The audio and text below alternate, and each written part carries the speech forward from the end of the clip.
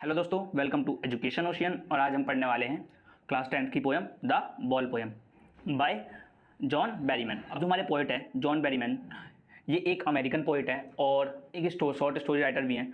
ये 20th century में famous हुए थे जब इनका पब्लिकेशन हुआ था। जब इनकी जो बुक थी ना, द ड्रीम सॉन्ग, जिसके अंदर काफ़ी सारी पोएम थी जो पब्लिश हुई थी, उसके बाद ये काफ़ी ज़्यादा फेमस हुए थे। चलिए, आपने पोएट के बारे में तो जान लिया। अभी जो पोएम है, अब इसको लाइन बाय लाइन शुरू करने से पहले मैं आपको इसका पहले तो ओवरव्यू देता हूँ। वो इस पोएम में जो हमारे पोएट है, उन्होंने ये बताने की कोशिश की है कि कोई भी एक पर्सन होता है ना, तो उसके लाइफ में बहुत सारे इंस्टेंसेस होते हैं जिससे वो ना काफ़ी ज़्यादा परेशान हो जाता है। लेकिन उस चीज़ से परेशान होने के बाद, या फिर कोई रिलेशनशिप का लॉस हो या किसी भी चीज़ का लॉस हो या फैमिली में लॉस हो, तो उससे परेशान हो जाता है। लेकिन उससे बाहर निकलने के लिए ना वो अपना एक स्टैंड अप लेता है, अपना ओवर पॉइंट रखता है, मतलब जो उसका पॉइंट होता है वो फ्रंट में रखता है और उस चीज़ से बाहर निकलता है। तो इसी चीज़ को उन्होंने बताने की कोशिश की है। इसमें ना एक लड़का होता है जो कि छोटा ही होता है, लेकिन उसकी जो बॉल होती है जिससे वो खेल रहा था, वो कहाँ पानी में चली गई होती है और वो उस चीज़ को देखकर रो रहा होता है। और जो पोएट होते हैं वो वहीं पर साइड में बैठे होते हैं और उसके हर एक्सप्रेशन और सब कुछ बैठकर देख रहे होते हैं और उसे नोटिस कर रहे होते हैं। तो वो सोचते हैं ना कि मैं इसे बॉल तो दे दूंगा नहीं लाकर, लेकिन ये क्या होगा, इसे ना फिर इसकी रिस्पॉन्सिबिलिटीज़ जो है वो इसे समझ नहीं आएगी, तो मैं इसे बॉल लाकर नहीं दूंगा। ये खुद अपनी वहाँ से बॉल निकालेगा ताकि ये बचपन में ही सब कुछ सीख जाए कि अपनी रिस्पॉन्सिबिलिटीज़ को कैसे हैंडल करना चाहिए और किसी भी प्रॉब्लम्स का कैसे फेस करना चाहिए। तो चलिए अब इस जो पोएम है इसकी लाइन बाय लाइन मीनिंग समझते हैं। What is the boy now who has lost his ball, what is he to do? I saw to go merrily bouncing down the street and then merrily over there it is in the water। Basically आपने वो scenario मैंने बता दिया आपको कि जो ball होती है वो लड़के की नाली में चली गई होती है। तो यहाँ पर जो हमारे पोइट हैं वो पूछ रहे हैं कि अब ये लड़का क्या करेगा। इसकी बॉल तो इसने खो दी और अब ये करेगा क्या। और वो क्या करते हैं, जो पोइट होते हैं वहाँ पर साइड में बैठे होते हैं और सब कुछ नोटिस कर रहे होते हैं, उसे ऑब्जर्व कर रहे होते हैं। वो कहते हैं I saw it go merrily bouncing down the street and then merrily over. अब यहाँ पर जो बॉल है वो एक एनिमेट थिंग है, तो वो अपने आप तो उछल नहीं सकती, उसे जो बॉय है उसी ने उछाला होगा। तो वो बता रहे हैं कि जो बॉल है ना, वो जो स्ट्रीट है उसके ऊपर मैरिली बाउंस कर दिया और बाउंस करते करते कहाँ चली गई, पानी में चली गई। जो बॉय है छोटा सा, उसने उसे खो दिया। अब इसके आगे देखते हैं next. No use to say O there are the balls and ultimate shaking grief fixes the boy as he stands rigid trembling staring down all his young days into the harbour where his ball went. अब यहाँ पर जो हमारे poet है वो बता रहे हैं कि वहाँ पर और भी सारी बॉल है, लेकिन वो जो बॉल थी ना उसकी बहुत ही ज़्यादा फेवरेट थी। तो उसे ये कहना भी ठीक नहीं रहेगा कि वो वहाँ पर बहुत सारी बॉल्स है। जैसे कि होता है ना, आपने देखा होगा कि जो बच्चे होते हैं उनको कोई खिलौना बहुत ही ज़्यादा पसंद होता है और वो कहीं चला जाए ना तो उन्हें लेकिन वही चाहिए होता है। उनके साथ ना एक लगाव सा हो गया होता है। तो ये जो बॉल थी उसके साथ भी लगाव हो गया था। तो जैसे कि ये ना एक बच्चे के पर्सपेक्टिव से ये बता रही है कि जो बॉल थी ना उसके साथ जो उस बच्चे का बहुत ही ज़्यादा लगाव हो गया था। वैसे ही जो कोई बड़ा आदमी हो जाता है या फिर वो यंग हो जाता है तो क्या होता है, उसका भी किसी पर्सन के साथ या किसी के साथ लगाव हो जाता है, लेकिन बाद में क्या होता है, उसे ना वही चाहिए होता है और किसी भी कारणवश उसे छोड़ना पड़े या फिर कुछ भी करना पड़े तो उसे बहुत ही ज़्यादा ग्रीफ होता है और सैड हो जाता है। तो यहाँ पे बता रहे हैं an ultimate seeking grief fixes the boy as he stands rigid. Means जब वो बॉल वहाँ चली गई ना पानी में, तो जो बच्चा था वो काफ़ी ज़्यादा रिजिड हो गया था, मतलब परेशान हो गया था और वहाँ पर खड़ा हो गया था। और वो क्या कर रहा था, trembling steering down all his young days.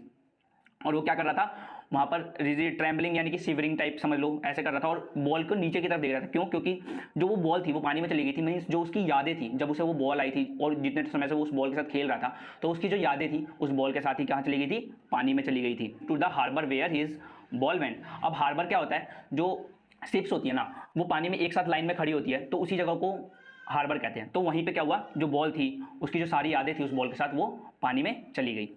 अब इसके बाद नेक्स्ट पोएट क्या कहते हैं, I would not intrude on him a dime. Another balls is worthless. Now he sends first responsibility in a world of possessions.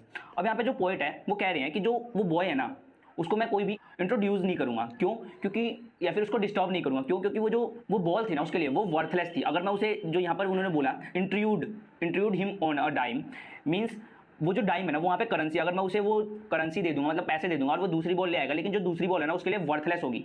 Means अब वो वहाँ पर ना अपनी जो फर्स्ट रिस्पॉन्सिबिलिटी है ना उसको फील कर रहा है कि उसके पास वो बॉल थी, तो अगर वो उसे पसंद थी तो उसे क्या करना चाहिए था, अपनी रिस्पॉन्सिबिलिटी समझनी चाहिए थी और उसे अच्छे केयर्स के साथ रखनी चाहिए थी और उसे अच्छे से खेलना चाहिए था। अगर मैं उसे अभी दूसरी बॉल लाकर दे दूंगा या फिर किसी और चीज़ के बारे में उसे टोक दूंगा ना, तो वो जो अपनी रिस्पॉन्सिबिलिटी है उसे फील नहीं करेगा और वो उसके लाइफ के लिए अच्छी नहीं होगी। मीन्स अगर वो अभी से अपनी रिस्पॉन्सिबिलिटी सीखेगा तो उसे फ्यूचर में जाकर उसे काम आएगी।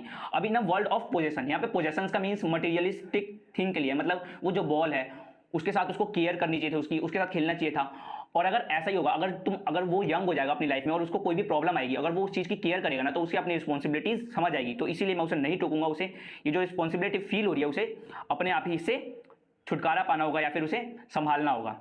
People will take balls will lost always, little boy, and no one buys a ball back. Money is external. He is learning well behind his desperate eyes. अब यहाँ पे जो बॉल है ना, इसका मीनिंग हमें जो बताया है पोइट ने, वो कहा है कि जो हमारे यंग अगर हम हो जाएंगे तो जो हमारे रिलेशनशिप्स है उसकी अगर हमें केयर नहीं होगी, उसकी रिस्पॉन्सिबिलिटी का हमें एहसास नहीं होगा, तो वो क्या होगा, कोई भी उसे हमसे छीन सकता है या फिर वो हमसे दूर जा सकती है। तो हमें क्या होना चाहिए, उसका एक्सपीरियंस होना चाहिए किसी भी प्रॉब्लम्स को फेस करने का, या फिर अपनी रिस्पॉन्सिबिलिटीज जो होती है उसको संभालने का, या फिर किसी भी चीज़ की केयर करने का। वो जो बॉय था वो अनदर बॉल खरीद सकता था क्योंकि मनी इज एक्सटर्नल है, मनी खो गई चलो कोई बात नहीं, लेकिन जो उसकी बॉल थी वो बहुत ही ज़्यादा फेवरेट थी और वो दोबारा वापस नहीं आ सकती थी। तो वो जो बच्चा था ना, वो क्या कर रहा था, अपनी जो डेस्परेट आइज थी, मतलब जो उसकी आंखों में सैडनेस थी, ग्लूमीनेस थी, उससे क्या कर रहा था, वो लेसन जो था, मतलब अपनी रिस्पॉन्सिबिलिटी समझने का, किसी भी चीज़ की केयर करने का, उसे संभाल कर रखने का, तो उसे वो अपनी डेस्परेट आइज से सीख रहा था। तो अब नेक्स्ट पॉइंट क्या कहते हैं, the epistemology of loss, how to stand up, knowing what every man must one day know and most know many days how to stand up. तो यहाँ पे जो एपिस्टेमोलॉजी है ना, इसका जो वर्ड है इसका मीन्स है नॉलेज। अब जो वो बॉय है ना, वो इतने ही छोटे में जो लॉस है उसकी नॉलेज सीख रहा है कि उसकी केयर कैसे करनी चाहिए, उसकी अपनी रिस्पॉन्सिबिलिटीज़ को कैसे संभालना चाहिए। और जो अगर वो यंग हो जाएगा तो उसकी जो लाइफ है उसके अंदर काफ़ी सारे इंस्टेंसेस आ जाएंगे, तो उसे अभी से ये समझ आ जाएगा कि अपने जो इंस्टेंसेस है उसके सामने कैसे फेसअप करना है, उसके सामने कैसे स्टैंड लेना है। और अभी से वो सब सीख जाएगा ना, तो उसे आगे लाइफ में कोई दिक्कत नहीं होगी, वो अपनी सारी रिस्पॉन्सिबिलिटीज़ को समझ जाएगा और अपनी हर एक चीज़ की केयर करेगा। और आजकल के जितने भी बच्चे हैं, मतलब कि जितने भी लोग हैं ना, ये काफ़ी देरी से समझते हैं, लेकिन जो वो बच्चा है वो काफ़ी जल्दी समझ रहा है इन सब चीज़ों को, और उसे ये भी पता चल जाएगा अपनी लाइफ में जो अगर फ्यूचर में कि वो कैसे अपनी चीज़ों के लिए स्टैंड ले, how to stand up. Means जो पोएट है ना, वो जो ह्यूमन बींग्स हैं उनको उनकी रिस्पॉन्सिबिलिटीज़, उनकी जो सामान को लेकर, जो मटेरियलिस्टिक थिंग है जो उन्हें पसंद है, उन चीज़ को लेकर उसको केयर करनी चाहिए, इस चीज़ के बारे में उन्हें समझाना चाहते हैं। अगर आपको ये वीडियो अच्छी लगी हो तो इसे लाइक और शेयर जरूर करना, और हमारे चैनल एजुकेशन ओशन को सब्सक्राइब कर देना। मिलते हैं अगली वीडियोज़ के साथ। Thank you.